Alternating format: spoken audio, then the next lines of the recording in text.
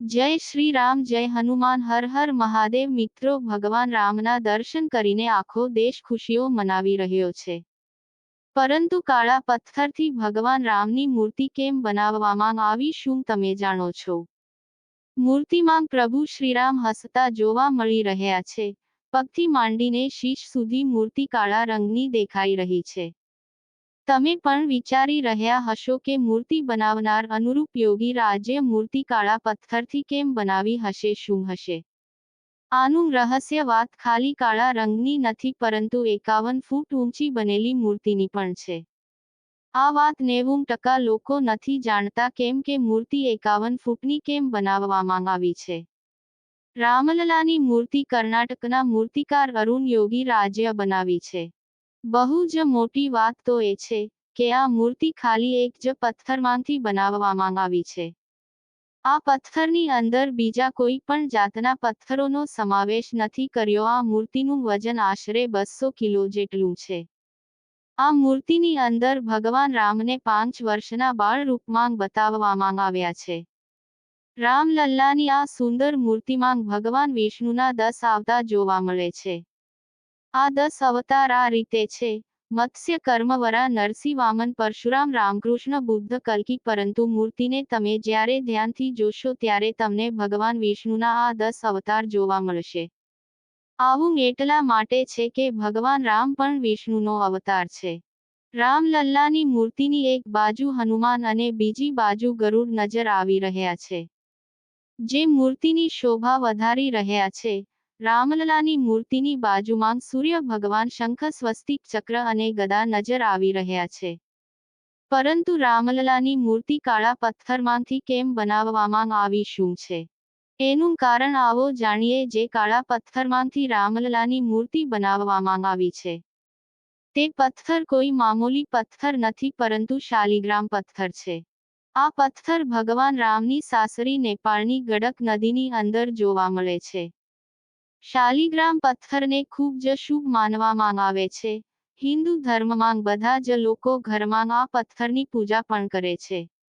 એવું પણ માનવામાં આવે છે કે શાલિગ્રામ પથ્થરમાં ભગવાન વિષ્ણુનો વાસ હોય છે, અને ભગવાન રામ વિષ્ણુનો જ અવતાર છે.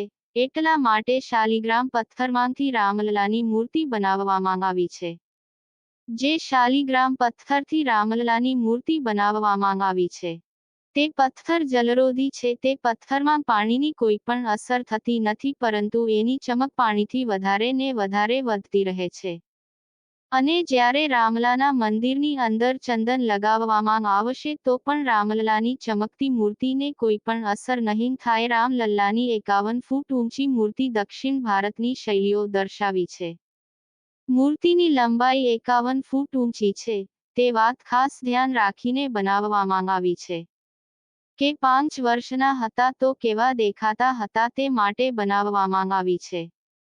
બનાવવામાં આવી છે રાવલના દૂરથી પણ દર્શન થઈ શકે રામલલાના.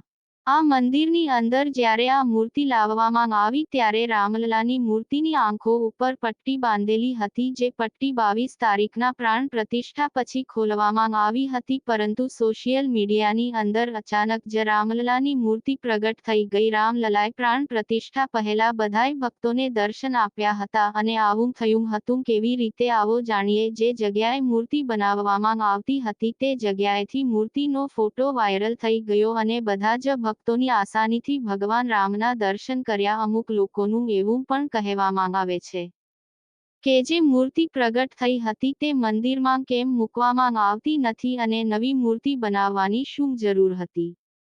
તો રામ મંદિરના ટ્રસ્ટીઓ દ્વારા જણાવવામાં આવ્યું છે કે રામલલાની મોટી મૂર્તિની સાથે બાજુમાં એ મૂર્તિ પણ મૂકવામાં આવશે, પરંતુ મોટી મૂર્તિ એટલા માટે બનાવવામાં આવી છે કે દૂરથી પણ ભક્તોને ભગવાન રામના દર્શન કરી શકે. ભગવાન રામની હસતી મૂર્તિ જોઈને આખો દેશ ખુશીઓ મનાવી રહ્યો છે, અને આખા દેશના લોકો એક જ નારો લગાવી રહ્યા છે: જય શ્રી રામ. તો મિત્રો, તમને આ અમારી વિડીયો કેવી લાગી અવશ્ય કોમેન્ટ કરી જણાવજો, અને વિડીયો પસંદ આવ્યો હોય તો વિડીયોને લાઈક કરજો અને શેર કરજો, અને કોમેન્ટ બોક્સમાં જય શ્રી રામ લખવાનું ભૂલતા નહીં, અને અમારી ચેનલને હજુ સુધી તમે સબસ્ક્રાઇબ ના કરી હોય તો સબસ્ક્રાઇબ કરી દેજો.